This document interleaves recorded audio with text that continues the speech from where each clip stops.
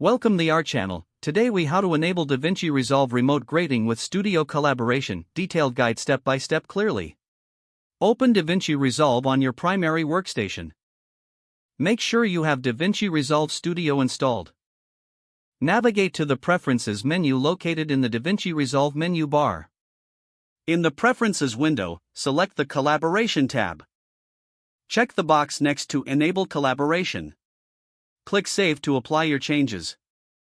Now, set up a PostgreSQL database for collaboration. Open the DaVinci Resolve Collaboration Server installation file. Follow the prompts to complete the installation of the PostgreSQL database.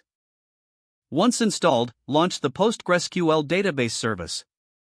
Open DaVinci Resolve on the machine that will act as the server. In the Collaboration tab, enter your database credentials. Make sure to note down the database name, username, and password. After entering your details, click Start Server.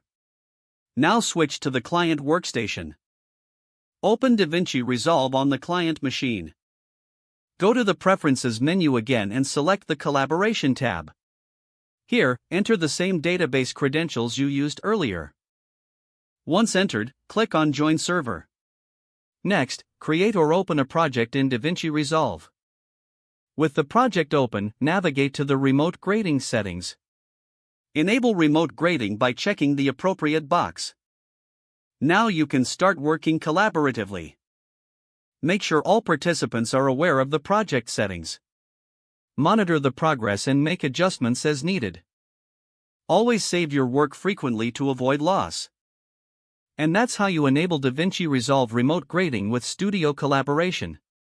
If the page does not load, refresh the browser or try again in a private or incognito window. Make sure you are using the correct email address, then retype it carefully to avoid small typos. If your password is not accepted, use the reset option and create a new strong password you can remember. Check your spam folder for verification or security emails, then complete any requested confirmation steps.